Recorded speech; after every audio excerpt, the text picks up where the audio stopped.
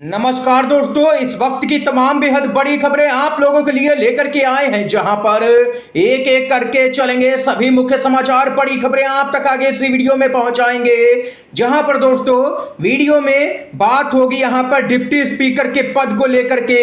India गठबंधन ने चल दिया है मास्टर स्ट्रोक, बीजेपी की मुश्किलें बढ़ चुकी हैं। अब यहां पर बीजेपी के सांसद भी इंडिया गठबंधन का समर्थन कर सकते हैं। जी हां दोस्तों, जानेंगे क्या कुछ यहां पर मास्टर स्ट्रोक चला गया है, और वहीं जानेंगे कि स्पीकर की भी मुश्किलें बढ़ गई हैं। ओम बिरला की मुश्किलें बढ़ती हुई नजर आ रही हैं। क्या राहुल गांधी बड़ा कदम उठा सकते हैं? सूत्रों से मिली है बेहद ही बड़ी जानकारी। एक एक करके हर खबर आप तक पहुंचाएंगे, लगातार बने रहिएगा।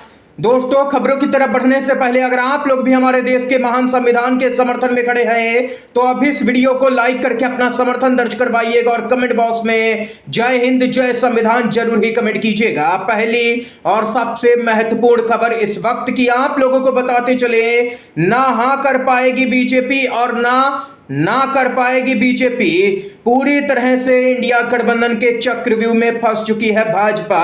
डिप्टी स्पीकर पद पर बड़े दांव की तैयारी में इंडिया गठबंधन। सत्तारूढ़ एनडीए सरकार के द्वारा स्पीकर पद के लिए ओम बिरला का चुनाव किया गया है, लेकिन डिप्टी स्पीकर का पद अभी भी खाली है।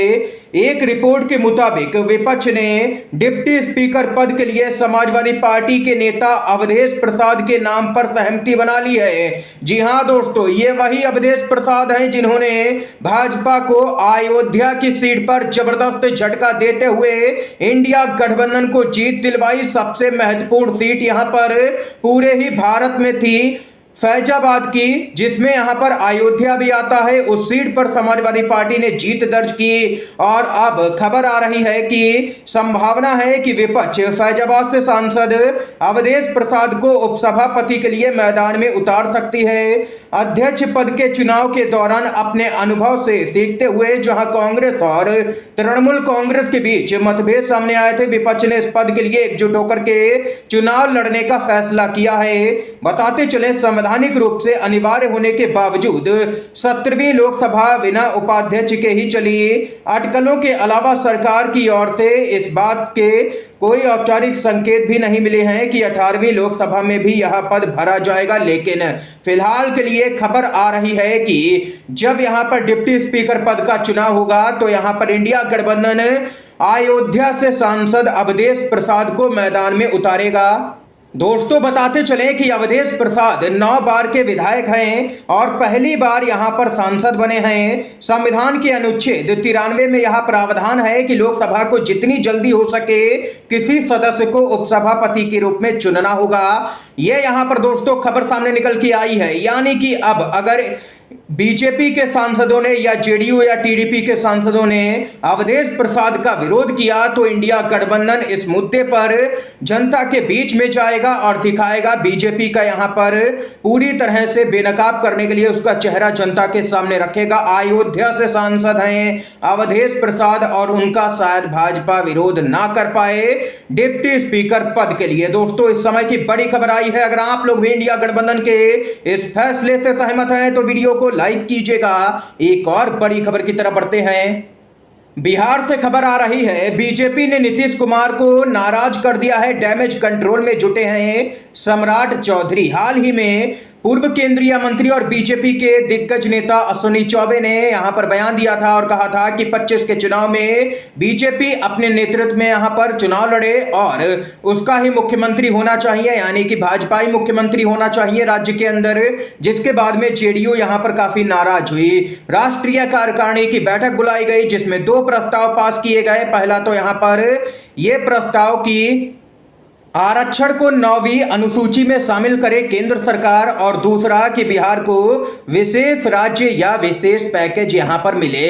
ये यहां पर प्रस्ताव पारित किए गए। और सबसे बड़ा सवाल यही उठा बैठक में कि विधानसभा का चुनाव जो 2025 में होना है वो किसके नेतृत्व में लड़ा जाएगा। जेडीयू ने साफ तौर पर कहा एनडीए का चेहरा तो नीतीश कुमार ही रहेंगे किसी भी कीमत पर।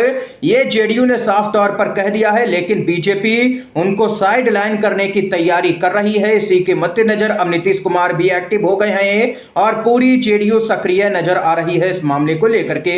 इतना ही नहीं दोस्तों, सत्यपाल मलिक पूर्व राज्यपाल हैं, बोले 240 सीटें मिलने पर विपक्ष के नेताओं के माइक बंद कर रहे हैं, 400 पार होते तो ये अहंकारी पक्का संविधान बदल लेते और अगर सत्ता पक्ष का यही अकड़ वाला रवैया रहा तो अगली बार 40 भी पार नहीं हो पाएगी ये पार्टी। ये यहां पर सत्यपाल मलिक भड़के हैं दोस्तों भाजपा पर।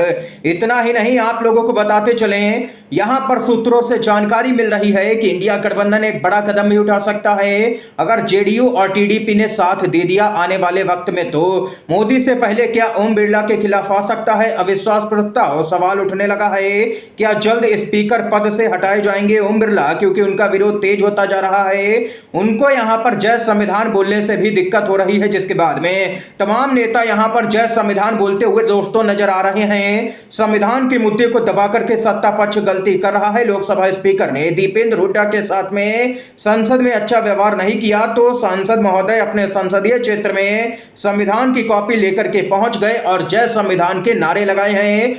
यहां पर लोगों का साफ तौर पर कहना है कि देश में रहना है तो जय संविधान कहना है। दोस्तों ये यहां पर खबर सामने निकल के आई है। इतना ही नहीं, एक और अपडेट की तरफ बढ़ते हैं। बड़ी अपडेट आ रही है राहुल गांधी को लेकर के। राहुल गांधी को एमपी एमएलए कोर्ट में पेश होने को कहा गया है। अमित शाह से जुड़ा है पूरा मामला। कांग्रेस के नेता और एलओपी राहुल गांधी यहां पर कोर्ट के मामलों में अब फंसते हुए नजर आ रहे हैं, क्योंकि भाजपा उनके पीछे पड़ गई है। सुल्तानपुर की एमपी एमएलए कोर्ट ने मानहानि केस में राहुल गांधी को 2 जुलाई को व्यक्तिगत रूप से पेश होने को कह दिया है।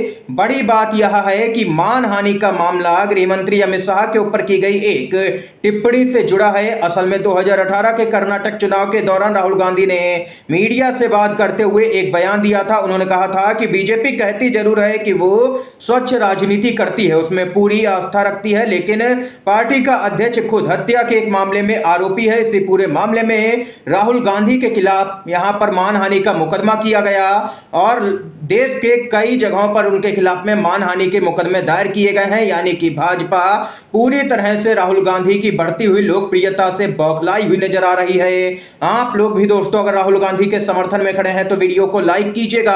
एक और अपडेट की तरफ बढ़ते हैं। लगातार गोदी मीडिया दिल्ली के यहां पर नजारे तो दिखा रहा है कि हर जगह पर पानी भरा है, लेकिन जहां पर बीजेपी की सरकारें हैं वहां पर गोदी मीडिया जाता ही नहीं है, वहां की कोई खबर नहीं दिखाता है। खबर आ रही है गुजरात से, जहां पर गुजरात में भी भारी बारिश के बाद में सड़कों पर हर जगह पर भरा है पानी। गुजरात में बारिश के बाद सड़कों पर पानी ही पानी नजर आ रहा है। मोदी सरकार ने इसी गुजरात मॉडल पर बड़ी बड़ी डींगे हाँकी हैं। साफ साफ यहां पर नजर आ रहा है कि पिछले 10 वर्षों में बीजेपी सरकार ने भ्रष्टाचार के अलावा कुछ भी नहीं किया है।